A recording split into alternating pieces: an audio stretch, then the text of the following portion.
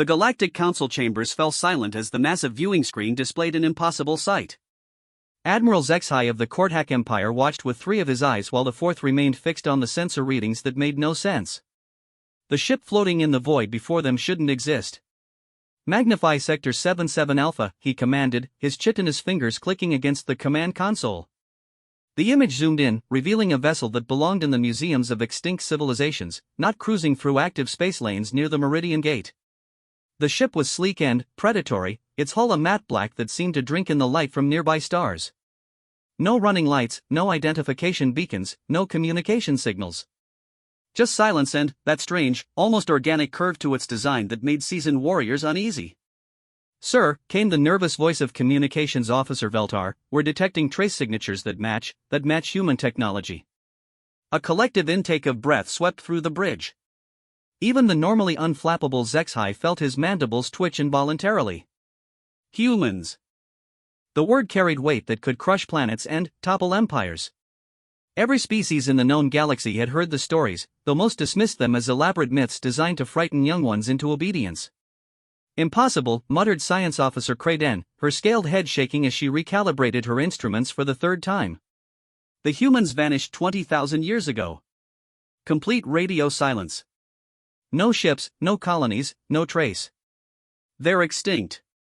But the ship on the screen suggested otherwise. Captain Thyss of the Zelani Republic leaned forward in his observer's chair, his crystalline features reflecting the ominous glow of the mysterious vessel. As the current head of the Council's Military Affairs Committee, he'd studied every recorded engagement with human forces from the ancient archives. Those records were classified at the highest levels, accessible only to species leaders and senior military officials. "Admiral," Thyss said carefully, "perhaps we should maintain our distance and observe. If this truly is a human vessel, we need to proceed with extreme caution." Zexhai's laugh was harsh and grating. "Caution? From a single ship?" "Captain Thyss, your people may have forgotten, but the Korthak remember our history. We were among the species that drove the humans to the edge of extinction. One damaged relic from their past poses no threat to a modern battle group." The truth was more complex than Zexhai's bravado suggested. The human wars had ended so long ago that most of the galaxy treated them as legend. Official histories spoke of a violent, aggressive species that threatened galactic peace until a coalition of civilized races had contained them. The humans had retreated to their home system, Earth, and eventually gone silent. Most assumed they had destroyed themselves in typical human fashion. But classified records told a different story. Records that spoke of human soldiers who fought impossible battles and won. Of human ships that appeared and vanished like ghosts, striking vital targets before melting back into the void. Of human commanders whose tactical brilliance had outmaneuvered entire fleets with nothing but outdated vessels and sheer determination. The human wars hadn't ended with defeat. They had ended with humanity simply leaving. Every human colony, every outpost, every trace of their civilization had gone dark within a single solar year. No distress calls, no final battles, no dramatic last stands. Just silence that had stretched across 200 centuries. "Sir," Veltar's voice cracked slightly, "the vessel is changing course. It's moving toward us." All eyes turned to the main screen as the sleek ship began a slow, deliberate approach. No acceleration burns were visible, no engine signatures on sensors. The ship simply moved forward as if the laws of physics were polite suggestions rather than universal constants. "Shields up," Zexhai ordered, his combat instincts finally overriding his curiosity. "All weapons to ready status. Send a standard challenge on all frequencies." The bridge crew jumped to follow orders, but their movements carried an undercurrent of nervous energy. The Korthak were a warrior culture, bred for combat and conquest, yet something about the approaching vessel made even veteran soldiers check their weapon safeties twice. "No response to our hails, sir," Veltar reported. "The ship continues to approach at steady velocity. Time to intercept, 14 minutes. Captain Thyss studied his personal data pad, scrolling through fragmented historical records. Most of what remained about humans came from propaganda pieces written by the victorious coalition forces. Humans described as bloodthirsty savages, as chaotic elements that threatened the natural order of galactic civilization. But, buried in tactical assessments and classified military reports were hints of something far more complex. Humans who honored surrender terms even when betrayed. Human medics who treated enemy wounded alongside their own. Human commanders who sacrificed strategic advantages to avoid civilian casualties. The propaganda painted them as monsters, but the classified records suggested they might have been something far more dangerous. They might have been right.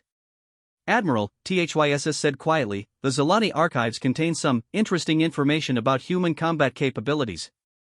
Perhaps we should request reinforcements before reinforcements? Zexai's laugh boomed across the bridge. Captain, you disappoint me. This battle group contains 4 heavy cruisers, 2 assault carriers, and enough firepower to sterilize a small moon. What could one ancient human ship possibly do against such force? The answer came without warning. Every screen on every ship in the battle group went dark for exactly 3 seconds. When they flickered back to life, the mysterious vessel had somehow crossed the remaining distance instantaneously. It now hung motionless directly above the Admiral's flagship, close enough that individual hull details were visible without magnification. How, whispered Kraden, her scientific instruments showing readings that violated everything she understood about space travel. The sensor logs show no movement, no acceleration, no energy expenditure. It's as if the ship simply ceased to exist in one location and began existing in another. Zexai stared upward through the bridge's transparent aluminum viewports. The human ship filled his vision, its predatory curves and weapon-dark hull making his flagship seem like a crude, primitive vessel by comparison. No lights, no activity, no sign of life. Just perfect, terrible stillness. Sir, Veltar's voice had risen to barely controlled panic, we're receiving a transmission. Audio only. It's in perfect galactic standard. Put it through, Zexai commanded, though his voice carried less authority than before. The voice that filled the bridge was calm, measured, and utterly human. Neither male nor female, neither young nor old, but something that seemed to speak with the weight of eons behind every word. Greetings, children of the galaxy. 20,000 years have passed since we walked among you. We have returned to find you thriving, to find peace among the stars we once shared. This brings us joy. A pause, filled only by the hum of ship systems and the rapid breathing of dozens of crew members. We have watched. We have learned. We have grown. The humans you remember no longer exist, yet we remain.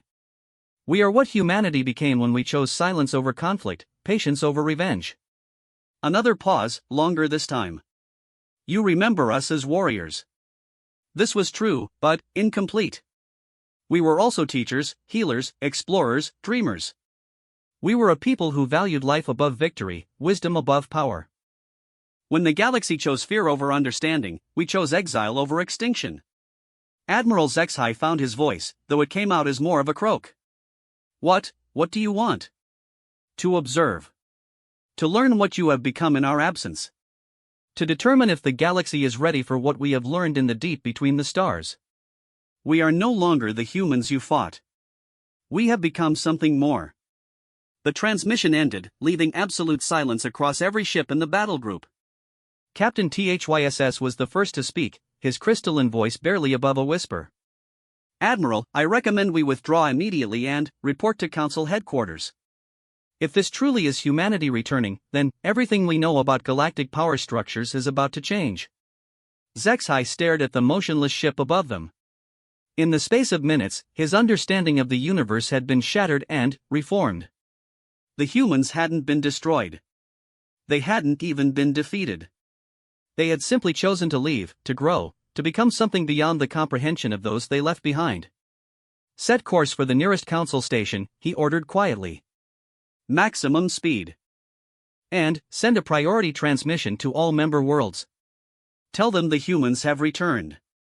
As the battle group prepared to withdraw, the mysterious vessel remained perfectly still, watching their departure with sensors that probably saw far more than any of them wanted to imagine. In the depths of space, after 20 millennia of silence, humanity had spoken again. The galaxy would never be the same. Council Prime Station orbited the neutron star axiom like a metallic flower blooming in the cosmic dark. Home to over 50 billion beings from across the galaxy, it served as the beating heart of interstellar civilization. Within its massive central spire, the emergency session of the Galactic Council had been running for 18 straight hours. Representative Vorthak of the Hegemony slammed his massive fist against the speaker's podium, causing several smaller delegates to flinch. Panic. Pure panic overshadows and ghost stories. One ship appears and, suddenly, we're cowering like hatchlings afraid of the dark. The chamber erupted in voices speaking dozens of languages, translators working overtime to convert the babble into coherent debate. Chancellor Mirasan of the Trade Federation raised her delicate hand for silence, her species' natural authority causing the room to gradually quiet. Representative Vorthak raises valid concerns, she said diplomatically, but we cannot ignore the sensor data. Admiral Zexhi's battlegroup encountered technology that defies our understanding of physics. The tactical implications alone warrant serious consideration. In the observation gallery above the main floor, Dr. Elena Vasquez watched the proceedings with growing frustration. As the galaxy's leading xenoarchaeologist and one of the few individuals with unrestricted access to the classified human archives, she understood the magnitude of what was happening far better than the politicians below. Elena was human herself, though few knew it. One of perhaps a million individuals scattered across the galaxy whose ancestors had chosen to remain behind when the Great Exodus began. Hidden bloodlines that had survived 20 millennia by carefully concealing their true heritage. She had spent her entire career studying her own people's lost civilization, becoming the galaxy's foremost expert on a species most believed extinct. They don't understand, she whispered to her research assistant, a young Eltarian named Kesek whose scales shifted color with his emotional state. Currently, they displayed the deep blue of curiosity mixed with orange flecks of concern. Dr. Vasquez, Kesek asked quietly, your research into human civilization, is it possible this ship is authentic? Could humans have somehow survived in isolation for 20,000 years? Elena considered her answer carefully. The ship Admiral Zexhi encountered exhibits technological capabilities consistent with theoretical human development paths.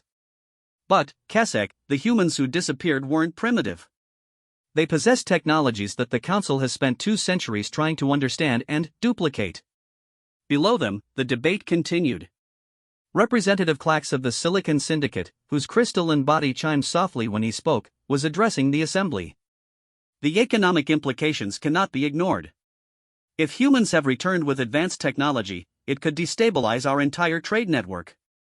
We need to establish contact, determine their intentions, and negotiate trade agreements before trade, interrupted General Hazak of the Warrior Caste Worlds. Klax, you speak of commerce while ignoring the military reality. The humans were defeated and driven from the galaxy for good reason. If they've returned, it's not for peaceful trade. It's for revenge. Elena closed her eyes, feeling the familiar pain that came with hearing the accepted version of history. The truth, locked away in archives that only she seemed willing to study, told a very different story. Humans hadn't been driven away. They had chosen to leave rather than continue a war that was destroying planets and costing millions of lives on all sides. Her research had uncovered communication intercepts from the final days of the human presence. Messages between Earth and the scattered human colonies spoke not of defeat, but of a deliberate withdrawal. References to the long journey and preparation for return suggested something far more complex than simple exile. Dr. Vasquez, came a soft voice from behind her. Elena turned to see Ambassador Lyrian of the Peaceful Worlds Alliance, an elderly Xentheran whose silver hair marked him as one of the oldest beings in the council. Might I have a word? Elena followed the ambassador to a private alcove overlooking the neutron star's brilliant accretion disk. Lyrian's large, expressive eyes showed the weight of centuries of diplomatic experience. You study the humans more than anyone, he said without preamble. Tell me truthfully, should we be afraid? Elena looked out at the swirling cosmic maelstrom below. Ambassador, what do you know about why the human wars really ended? The official histories speak of coalition forces containing human aggression, forcing them back to their home system where they eventually destroyed themselves. The official histories are propaganda, Elena said bluntly. I've spent 30 years studying classified archives from every major power involved in the conflict. The truth is far different. Lyrian's eyes widened. Few beings spoke so openly about challenging accepted historical narratives. The humans weren't losing the war, Ambassador. They were winning it. Despite being outnumbered 1,000 to 1, despite having inferior numbers and resources, they were systematically outfighting every major military force in the galaxy. Elena pulled up a holographic display from her personal datapad, showing tactical analyses that few living beings had ever seen. The Battle of Rigel 7, 12 human ships destroyed a Kortak battle fleet of 300 vessels. The defense of the Kepler colonies, human forces held off a siege force of 50,000 ships with less than 100 defenders. Time and, again, human commanders found ways to turn certain defeat into impossible victory. Then, why did they leave? Lyrian asked quietly. Because they realized something the rest of the galaxy didn't. The war was destroying everything they valued. Planets were being sterilized, civilian populations were dying by the billions, and the cycle of violence was threatening to consume everything in its path. Elena brought up another file, this one showing communication transcripts from the human leadership. Look at this exchange between Earth Command and their forces at the Vanguard system. The humans had just won a decisive victory that would have opened a clear path to the hegemony homeworld. Instead of pressing their advantage, they chose to withdraw. Lyrian read the translated text with growing amazement. Human commanders discussing the moral implications of total victory, debating whether their cause justified the complete destruction of enemy civilizations. Ultimately choosing to end the conflict through withdrawal rather than genocide. They could have won, Elena continued. Could have conquered the entire galaxy if they'd been willing to pay the price in blood. Instead, they chose to leave. To find another way. 20,000 years, Lyrian mused. What have they been doing for 20,000 years? Before Elena could answer, alarms began sounding throughout the station. Emergency lights bathed the corridors in red as automated voices announced a priority alert. Through the observation windows, they could see something impossible happening in the space around Council Prime Station. Ships were appearing. Not arriving through normal space travel, not emerging from hyperspace jumps, but simply materializing from nothing. Dozens of them, then hundreds, each one bearing the same sleek, predatory design as the vessel Admiral Zexai had encountered. Elena and Lyrian rushed back to the main chamber, where chaos had replaced the orderly debate. Delegates were shouting orders to their home fleets while others demanded immediate evacuation. On the massive central display, tactical readings showed the impossible scope of what was happening.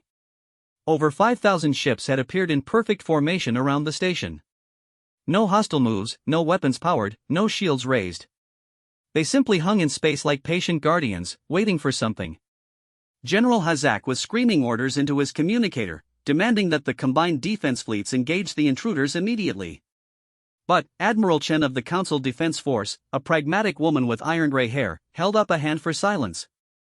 General, those ships appeared without warning, positioned themselves with mathematical precision, and show no hostile intent. If they wanted to destroy this station, they could have done so before our sensors even registered their presence.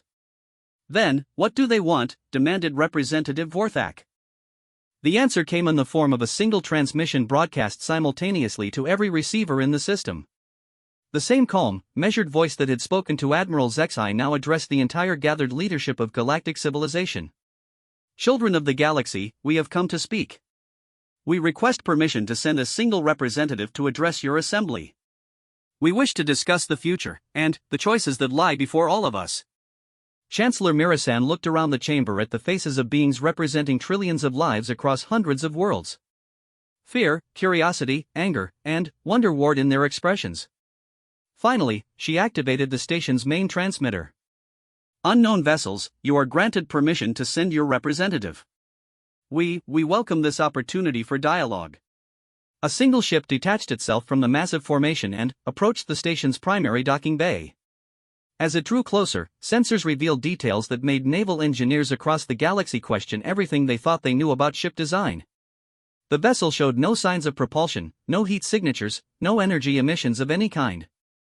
It moved with the fluid grace of something swimming through water rather than traveling through space.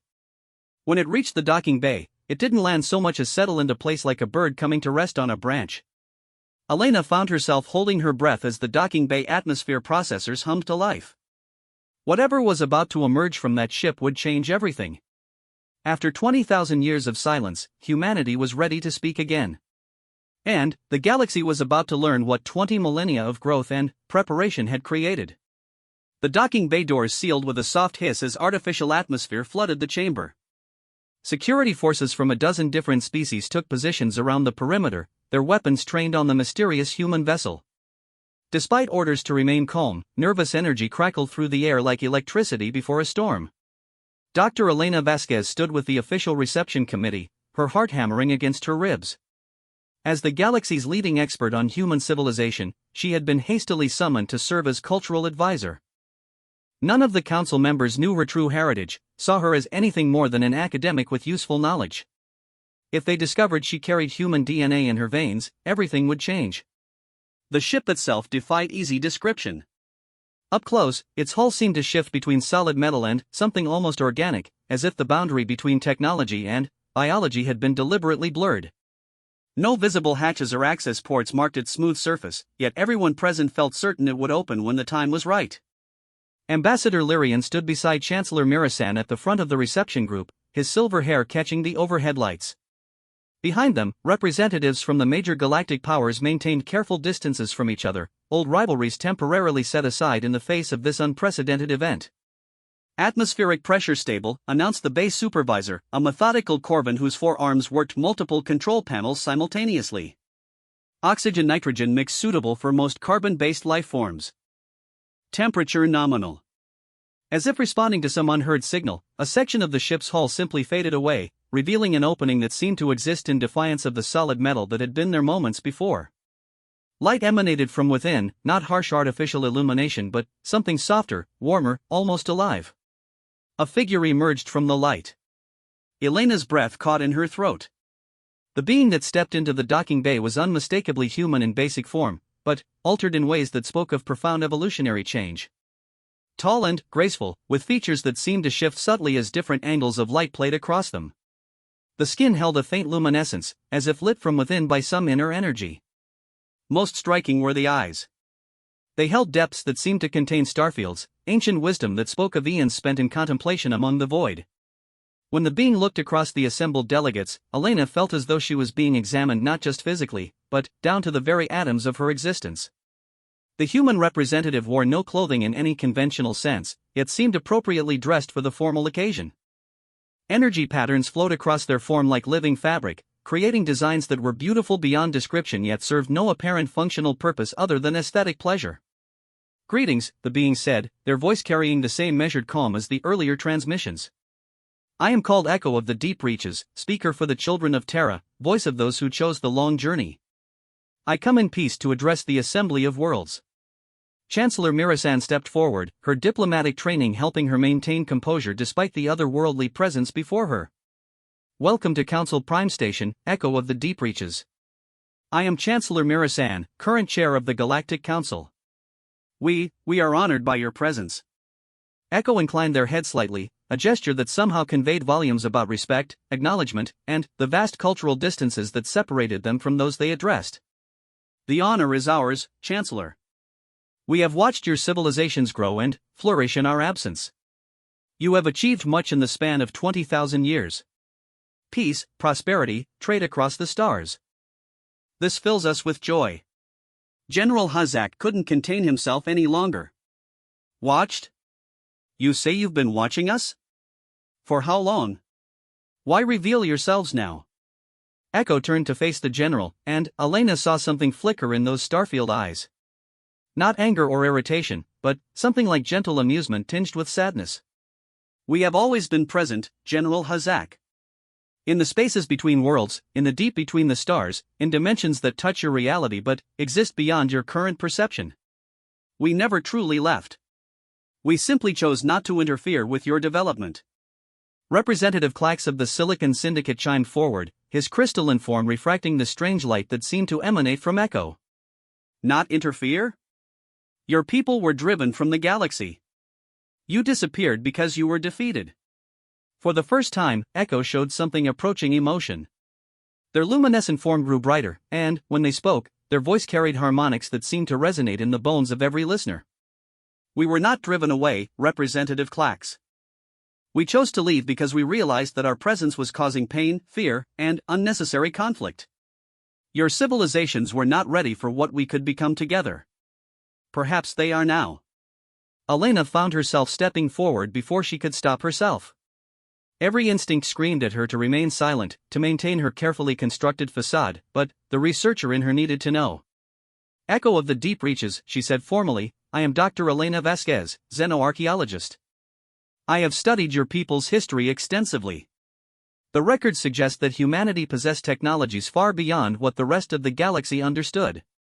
In 20,000 years of isolation, what have you become? Echo's gaze fell upon Elena, and she felt a moment of pure terror as those ancient eyes seemed to see straight through her carefully maintained disguise. For an instant, she was certain her true heritage had been discovered. But, when Echo spoke, their tone remained neutral and academic.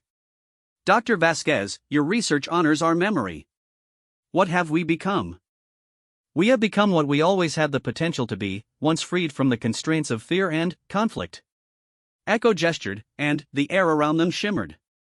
Suddenly, the docking bay was filled with images that defied comprehension. Vast constructs that spanned star systems, worlds transformed into gardens of impossible beauty, beings of pure energy dancing among nebulae like cosmic butterflies. We have learned to transcend the boundaries between matter and energy, between individual consciousness and collective understanding. We have become gardeners of reality itself, shepherds of worlds, guardians of the spaces between the stars. The images faded, leaving the assembled delegates struggling to process what they had witnessed. Ambassador Lyrian, his diplomatic experience helping him navigate the conversation despite its surreal nature, asked the question that everyone was thinking: why return now? After 20 millennia of silence, what brings you back to us? Echo's form seemed to pulse with internal light as they considered their answer. Because the galaxy faces challenges that you cannot yet perceive. Threats that exist beyond your current understanding of space and time. We return because our long preparation is complete, and because the children of the galaxy may soon need the protection of their elder siblings. General Hazak's scarred features twisted with suspicion. Threats? What threats? And why should we trust beings who abandoned us 20,000 years ago? We did not abandon you, General. We gave you space to grow, to develop your own strength and wisdom. But there are forces stirring in the deep dark that have noticed your civilization's expansion. Ancient powers that view your growth as either a threat to be eliminated or a resource to be harvested. Elena felt ice forming in her veins. Her research had uncovered fragmentary references to something the humans called the Watchers in the Deep and the Harvesters of Light. She had always assumed these were mythological references, metaphors for human fears about the unknown. Now, facing this transformed representative of humanity, she wondered if they had been literal warnings. You speak in riddles, Chancellor Mirasan said carefully. If there are threats to galactic security, surely the Council should be informed of their specific nature. Echo moved with fluid grace to the center of the reception area, and, suddenly, every being present could feel the weight of their presence, the vast intelligence that looked out from behind those impossible eyes. Chancellor, your civilizations have mastered travel between stars, have built wonders that span worlds, have achieved peace among species that once warred across the galaxy. These are magnificent accomplishments.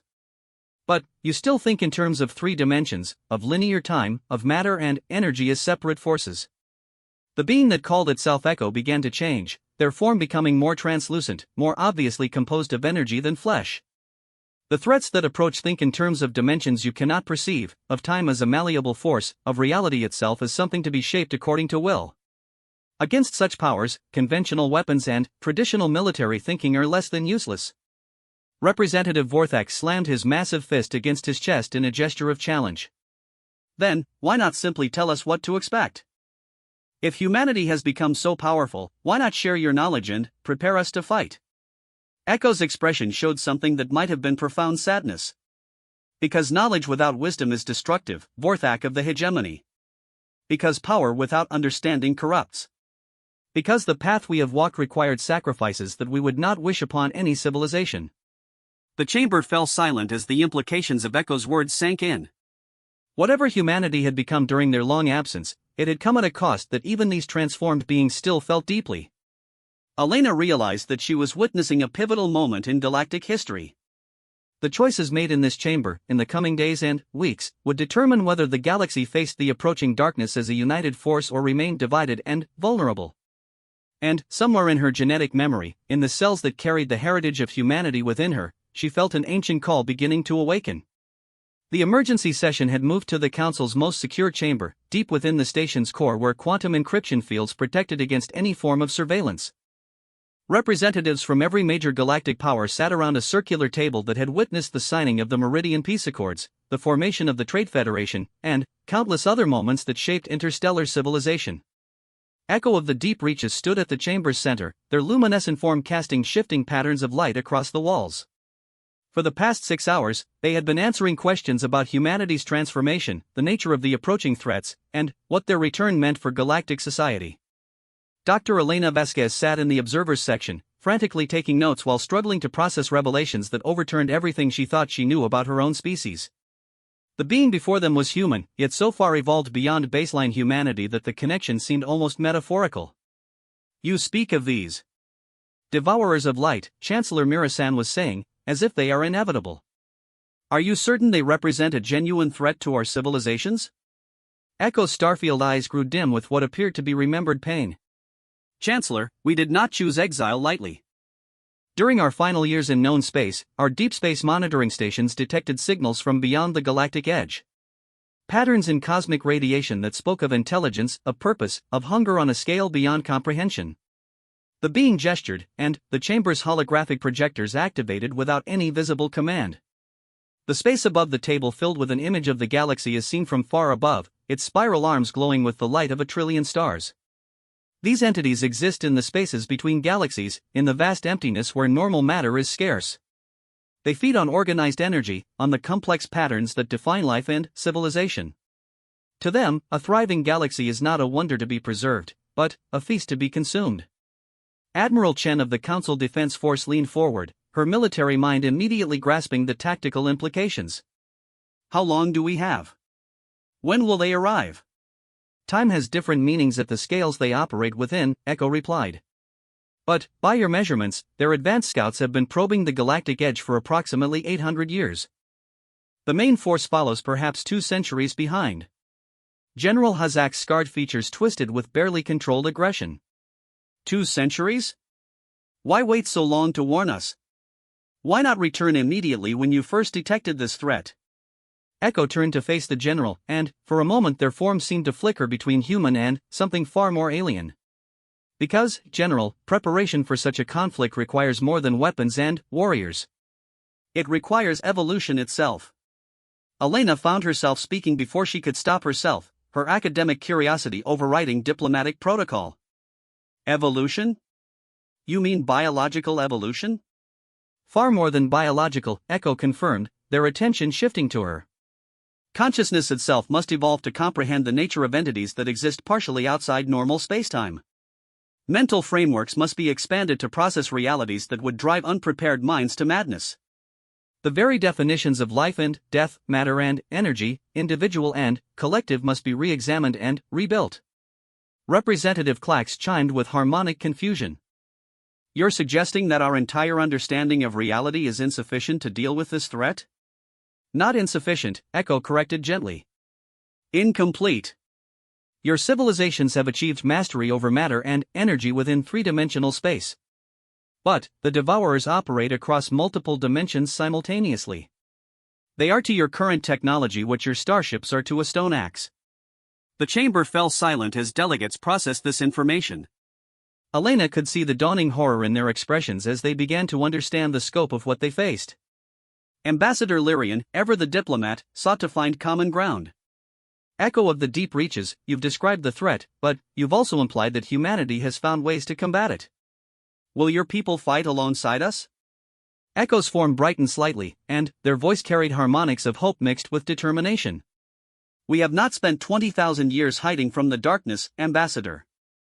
We have been forging ourselves into weapons capable of defending not just our own civilization, but all life in this galaxy." The holographic display changed, showing images that made several delegates gasp in awe. Vast ships that seemed to be grown rather than built, their living hulls pulsing with internal energy. Structures that existed simultaneously in normal space and dimensions beyond current perception. Beings of pure consciousness that could manipulate reality at the quantum level. "We have become the guardians we always had the potential to be," Echo continued. "But we cannot fight this battle alone. The Devourers are drawn to complex patterns of organized energy. The more advanced a civilization, the more attractive it becomes as a target. Your combined civilizations represent the largest concentration of organized consciousness in the galaxy. You will be their primary objective." Elena's mind raced through the implications. You're saying that our own advancement, our achievements, make us the biggest target. Precisely, Dr. Vasquez. Which is why the choice before this council is not whether to fight, but whether to fight as a unified force or as scattered, easily consumed fragments. Chancellor Mirasan exchanged glances with her fellow delegates before speaking. What exactly are you proposing? Echo moved to the chamber's center, their presence somehow filling the space despite their relatively small physical form. Full integration of human and galactic technologies. Shared consciousness networks that will allow unprecedented coordination. The transformation of your most capable individuals into something that can perceive and combat multidimensional threats. Transformation? General Hazak's voice carried deep suspicion. You mean changing us into something like you? Not like us, Echo replied carefully. Into what you have the potential to become. Every species in this chamber carries the genetic and mental capacity for transcendence. Humans simply chose to explore that potential earlier and more completely. Elena felt her heart racing as pieces of a vast puzzle began falling into place. The human disappearance, it wasn't exile. It was preparation. You were getting ready for this specific threat. Echo's starfield eyes focused on her with an intensity that made her wonder if they could somehow sense her hidden heritage. Among other preparations, yes. We needed to understand our enemy completely before engaging them. That understanding came at great cost. What kind of cost? Ambassador Lyrian asked quietly. For the first time since arriving, Echo showed clear emotional pain. Their luminescent form dimmed, and, when they spoke, their voice carried the weight of profound loss. We discovered that to fight such entities effectively, we had to sacrifice much of what made us individually human. Our transformation required the dissolution of personal identity into collective consciousness, the abandonment of linear existence for multidimensional perception, the replacement of emotional connections with pure logical necessity. The chamber was absolutely silent. We became what we needed to become to defend against the darkness. But, in doing so, we lost much of what we were fighting to protect. We gained the power to save the galaxy, but at the cost of our own humanity. Elena felt tears streaming down her face, understanding for the first time the true magnitude of what her people had sacrificed. They had chosen to become something alien to themselves in order to remain guardians of everything they had once been. Chancellor Mirasan spoke very carefully. You're asking us to undergo the same transformation. To sacrifice our individual natures for the collective good. Not all of you, Echo replied. The transformation should be voluntary, limited to those willing to make the sacrifice. But, some must make it, or all will be lost when the Devourers arrive in force. General Hazak stood abruptly, his massive form towering over the table. This is madness. You ask us to surrender everything that makes us who we are, to become something inhuman, based on the word of beings who abandoned us 20,000 years ago. Echo regarded the general with infinite patience. General, we understand your reluctance. The choice we ask you to consider is the most difficult any civilization can face. But, consider the alternative, extinction not just of your physical forms, but of every thought, memory, and dream your species have ever produced. The debate that followed raged for hours. Some delegates argued for immediate acceptance of the human offer, others demanded proof of the threat before making such drastic decisions. Elena listened to it all while struggling with her own inner turmoil. She was human. Her genetic heritage connected her to the transformed beings who had sacrificed everything to become humanity's guardians. Did she have an obligation to volunteer for transformation? Did her mixed ancestry give her any special insight into what such a change would mean? As the formal session finally concluded, Echo approached her with fluid grace. Dr. Vasquez, might we speak privately? Your research into human history suggests you understand our people better than most. Elena's mouth went dry. Had her secret finally been discovered? Of course, Echo of the deep reaches. As they moved to a private alcove, Elena prepared herself for exposure, for the end of the carefully constructed life she had built among the stars. Instead, Echo surprised her with a question that changed everything. Dr. Vasquez, how would you choose to live in a galaxy where every species could reach their full potential without fear of destruction? Where the darkness between the stars held wonders instead of terrors? Elena looked into those ancient, starfield eyes and saw not accusation, but invitation. An offer to become part of something larger than anything she had ever imagined. I would choose to help make that galaxy possible, she whispered. Echo smiled, and, for just a moment, Elena glimpsed the human they had once been beneath all their cosmic transformation. Then, perhaps it is time to discuss your true heritage, daughter of two worlds. 3 months after first contact, the galaxy had transformed in ways that defied measurement. Council Prime Station had become the center of the largest technological integration project in recorded history, with human vessels arriving daily to share knowledge that revolutionized understanding of physics, consciousness, and the very nature of reality itself. Dr. Elena Vasquez stood in the transformation chamber aboard the human ship Synthesis of Becoming, her body encased in a crystalline matrix that hummed with energies beyond conventional description. Around her, monitoring equipment that existed partially in normal space and partially in dimensions she was only beginning to perceive tracked every aspect of her consciousness as it prepared to undergo transcendence. The revelation of her human heritage had changed everything. Not just for Elena personally, but for the entire integration project. As someone who carried both human genetic markers and had lived her entire life among galactic civilizations, she represented a perfect bridge between what humanity had been and what the galaxy could become. Beginning consciousness expansion protocols, announced Echo of the deep reaches from their position at the chamber's control center. Over the months of preparation, Elena had learned that Echo's true name was something that couldn't be pronounced by baseline vocal cords, a harmonic pattern that existed across multiple dimensional frequencies. They had chosen their human designation specifically to make communication possible. Through the chamber's transparent walls, Elena could see the vast human fleet that now filled the space around Council Prime Station. Ships that looked more grown than built, their living hulls pulsing with bioluminescent patterns that served as both communication networks and defense systems. Each vessel housed thousands of transformed humans, beings who had sacrificed individual identity to become part of something infinitely larger and more capable. But the humans weren't the only ones preparing for transformation. Representatives from dozens of species had volunteered to undergo the consciousness expansion process, understanding that the coming battle against the Devourers of Light would require capabilities that transcended normal biological limitations. Elena, came Echo's voice, transmitted directly into her mind through quantum entanglement fields, remember that you don't have to surrender everything that makes you who you are. Your unique perspective, having lived among both human descendants and galactic civilizations, makes you valuable precisely because of your individuality. The process began with sensations that human language had no words to describe. Elena felt her consciousness expanding beyond the confines of her physical brain, spreading out through networks of pure thought that connected her to every other transformed being in the fleet. But, instead of losing herself in the collective, she found her sense of individual identity growing stronger, more defined by its unique place in the greater whole. Through the expanded awareness, she could perceive the galaxy in ways that staggered her scientific mind. Stars weren't just burning balls of gas, but complex information processing systems that maintained cosmic-scale databases of every event within their gravitational influence. Planets weren't just rock and metal, but living entities with consciousness patterns too vast for normal perception to grasp. And, in the darkness between galaxies, she sensed them. The Devourers of Light. They were nothing like what her imagination had conjured. Not monstrous creatures or mechanical fleets, but patterns of organized entropy that existed by consuming the complex information structures that define life and consciousness.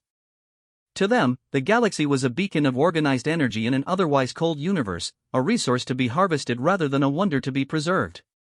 "They're beautiful," Elena whispered, her voice now carrying harmonics that existed across multiple dimensional frequencies. "Terrible and alien, but beautiful in their own way.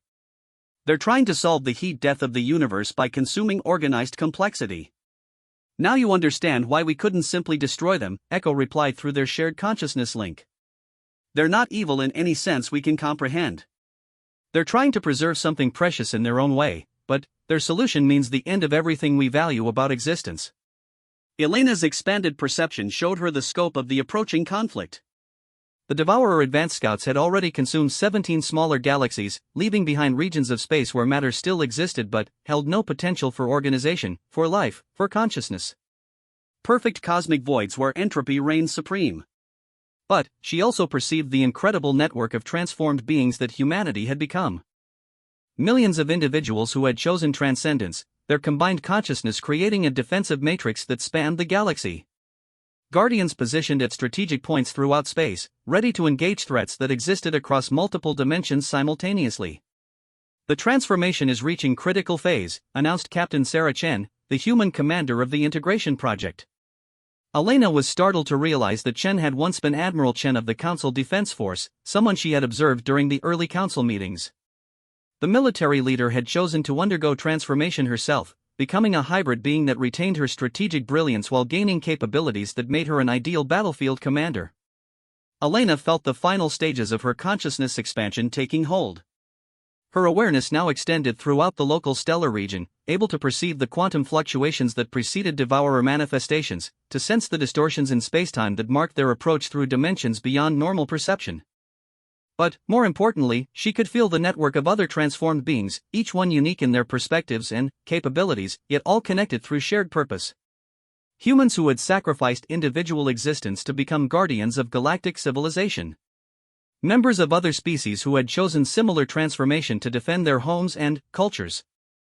Contact came the alert through quantum communication networks that span thousands of light-years instantaneously. Devourer scouts have manifested in the outer rim sectors. Beginning engagement protocols. Elena's expanded consciousness immediately focused on the battle zone, perceiving the conflict through sensors that existed across multiple dimensional planes. The Devourer scouts appeared as writhing masses of organized entropy, consuming the complex quantum patterns that allowed matter to maintain stable configurations. But the galaxy was no longer defenseless. Transformed guardians engaged the entities using weapons that existed as much in the realm of pure mathematics as in physical space. Reality itself became a battlefield where the fundamental laws of physics served as ammunition, where consciousness and entropy fought for control over the basic structures of existence. Elena, Echo's mental voice carried urgent intensity. We need your unique perspective. You understand both human tactical thinking and galactic diplomatic protocols. How do we coordinate a defense that involves both transformed guardians and conventional military forces? Elena's mind raced through possibilities that her enhanced consciousness could process at superhuman speeds. The key wasn't just military coordination, but psychological preparation. The conventional forces of the galactic civilizations would be facing enemies that violated their basic understanding of reality. Without proper mental frameworks, entire fleets could be paralyzed by the sheer impossibility of what they were witnessing. We need bridge entities, she realized. Partially transformed individuals who can serve as communication links between the fully transcended guardians and baseline consciousness. People who can translate multidimensional tactical information into forms that conventional military minds can process and act upon. The solution came together with the fluid efficiency that only the expanded consciousness network could achieve. Within hours, volunteer commanders from every major galactic military force were undergoing partial transformation, gaining just enough expanded awareness to coordinate with the transcended guardians while retaining enough individual identity to lead conventional forces. Elena found herself at the center of this coordination effort, her unique background making her an ideal translator between human transcendent strategy and galactic military doctrine. Through quantum communication networks, she guided fleet commanders across the galaxy, helping them understand how to fight enemies that existed across multiple dimensions simultaneously. The first major battle came sooner than expected. A full Devourer harvesting construct manifested in the Perseus Arm, an entity the size of a solar system that began systematically consuming the organized energy patterns that supported life across dozens of worlds. Elena watched through expanded perception as the combined forces of transcended guardians and conventional fleets engaged the harvester. Human consciousness warriors attacked the entity's multidimensional foundations while galactic military forces targeted its manifestations in normal space. The coordination required split-second timing across vast distances, with Elena and other bridge entities serving as the neural network that made such precision possible. The battle lasted 72 hours and ended with the complete destruction of the harvesting construct. But the victory came at a cost that sobered even the most optimistic observers. The entity's death throes had consumed 3 entire star systems, turning them into regions of perfect entropy where no complex structures could ever form again. This is just the beginning, Echo warned during the post-battle analysis. The main Devourer force won't arrive for another century, but they'll send increasingly powerful scouts to test our defenses and drain our resources. Elena nodded, her transformed consciousness already calculating the long-term strategic implications. The galaxy had won its first battle against cosmic entropy, but the war would last for generations. It would require unprecedented cooperation between species that had historically viewed each other with suspicion, coordination between baseline and transcended consciousness, and sacrifices that most civilizations couldn't yet imagine. But, looking out through the quantum networks at the vast community of transformed guardians, at the fleets of conventional forces now trained to fight impossible enemies, at the diplomatic alliances that had formed in the face of existential threat, Elena felt something that her enhanced consciousness identified as hope. Humanity had returned to the galaxy not as conquerors, but as gardeners preparing to tend a cosmic preserve that would shelter life and consciousness against the entropic darkness.